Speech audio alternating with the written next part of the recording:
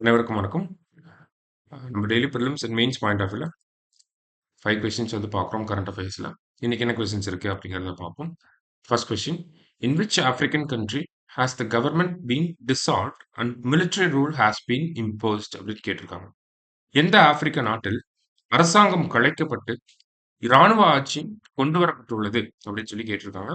So எந்த ஆப்பிரிக்க நாட்டில் அப்படின்னு பார்த்தோம்னா புர்கினா பாசோ அப்படிங்கிற இந்த நாடு தான். சரிங்களா? பொதுவாகவே ஆப்பிரிக்க நாடுகள் பல நாடுகள்ல பார்த்தோம்னா அரசாங்கத்துக்கு எதிரான ஒரு போராட்டம், தீவிரவாத அமைப்புகள் இது எல்லாமே போராட்டம் பண்ணிட்டே தான் இருக்காங்க. ஒரு சிவில் வார் உள்நாட்டு கலவரம் அப்படிங்கிறது நடந்துட்டே தான் இருக்கு. ஸோ அந்த வகையில சமீபத்துல பார்த்தோம்னா புர்கினா பாசோ அப்படின்னு சொல்லக்கூடிய இந்த ஆப்பிரிக்க நாட்டுல இருக்கக்கூடிய அரசாங்கத்தை வீழ்த்திட்டு அந்த இடத்துல ராணுவ ஆட்சி அப்படிங்கிறது கொண்டு வரப்பட்டிருக்கு. இந்தியாவுக்கு பக்கத்திலேயே பார்த்தோம்னா நமக்கு மியான்மர்ல கூட இந்த ராணுவ ஆட்சி அப்படிங்கிறது தான் நடந்துகிட்டு இருக்கு. சரிங்களா? ஸோ இந்த கேள்விக்கு சரியான விடை புர்கினா ஃபாசோ. அடுத்தது, rock bolt technology to control landslide is employed in which state? நிலச்சரிவை கட்டுப்படுத்த ராக் போல்ட் தொழில்நுட்பம் எந்த மாநிலத்தில் பயன்படுத்தப்படுகிறது அப்படின்னு கேட்டிருக்காங்க. ஸோ இந்த ராக் போல்ட் டெக்னாலஜி அப்படின்னு பார்த்தோம்னா நமக்கு அந்த மலைச்சரிவுகள் இருக்கும் இல்லையா? இந்த மலைச்சரிவுகள்ல ட்ரில்லிங் பண்ணி உள்ள வந்து ஸ்டீல் ராட வச்சு ஒரு ஃபிக்ஸ் இந்த ராக் போல்ட் டெக்னாலஜி அப்படின்னு சொல்லுவாங்க. ஸ்டீல் ராட வச்சு நம்ம ஃபிக்ஸ் பண்ணிருவாங்க.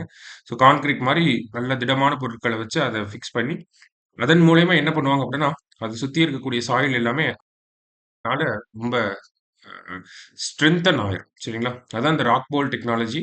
சாயில் நெயிலிங் அப்படின்னு கூட சொல்லுவாங்க இது. சரியா? ஸோ இந்த ராக் போல் டெக்னாலஜிய பயன்படுத்தக்கூடிய மாநிலம் யாரு அப்படின்னு பார்த்தோம்னா, உத்தரகாண்ட். தமிழகத்த பொறுத்தவரைக்கும் சாயில் நெயிலிங் அண்ட் ஹைட்ரோ சீடிங் அப்படிங்கிற இந்த டெக்னிக்க பயன்படுத்துறாங்க. சரியா? சாயில் நெயிலிங் அண்ட் ஹைட்ரோ சீடிங் அப்படிங்கிற டெக்னிக்.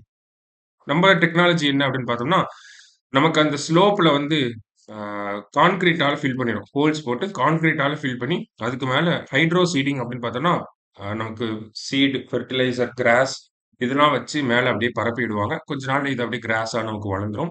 உள்ள இருக்கக்கூடிய நிலமும் சரியாது. ஏன் அப்படின்னு பார்த்தோம்னா, உள்ள கான்கிரீட்டால நம்ம ஃபில் பண்ணியிருக்கனால, அந்த நிலச்சரிவு அப்படிங்கிறது ஏற்படாது. சரியா? அடுத்தது, INS Tushil has been built with the help of which country அப்படின்னு சொல்லி கேட்டிருக்காங்க. ஓகேங்களா?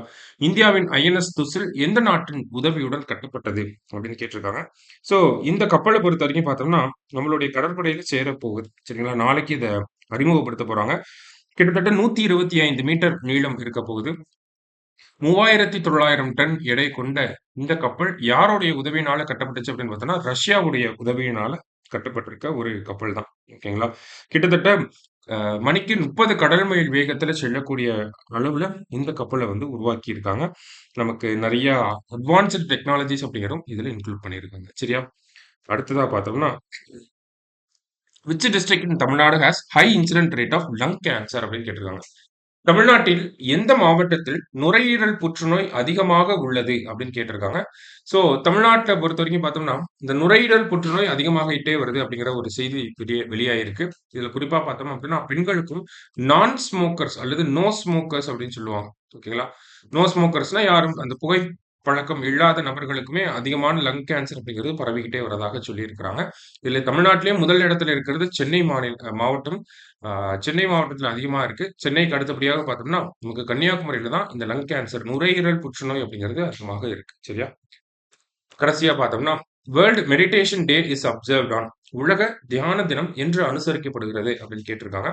ஸோ உலக தியான தினத்தை பொறுத்த வரைக்கும் பார்த்தோம்னா, நமக்கு ஐநா சபையில லீட்ஸ்டென்ஸ்டீன் அப்படிங்கிற ஒரு நாடு இருக்கு. இந்த நாடு அறிமுகப்படுத்தப்பட்ட தீர்மானத்துக்கு உலக லெவல்ல இருக்கக்கூடிய நாடுகள், அந்த ஐநா சபையில உறுப்பினர்களாக இருக்கக்கூடிய நாடுகள் எல்லாருமே ஒப்புதல் தெரிவிச்சிருக்கிறாங்க. நமக்கு டிசம்பர் 21 பார்த்தோம்னா, நமக்கு வின்டர் சால்ஸ்டைஸ் டே இல்லையா? ஸோ இந்த வின்டர் சால்ஸ்டைஸ் டே அப்பதான் வேர்ல்ட் மெடிடேஷன் டே அப்படிங்கிறது அப்சர்வ் பண்ணுவோம் அப்படிங்கிறத சொல்லியிருக்காங்க. நமக்கு இதே சம்மர் சால்ஸ்டைஸ் அப்படின்னு பார்த்தோம்னா ஜூன் 21 இன்டர்நேஷனல் லெவல்ல யோகா டேவா அப்சர்வ் பண்ணுவோம். சரிங்களா? ஸோ இன்னைக்கு prelims point of view, mains point of view 5 questions பார்த்துருக்கோம். தேங்க்யூ.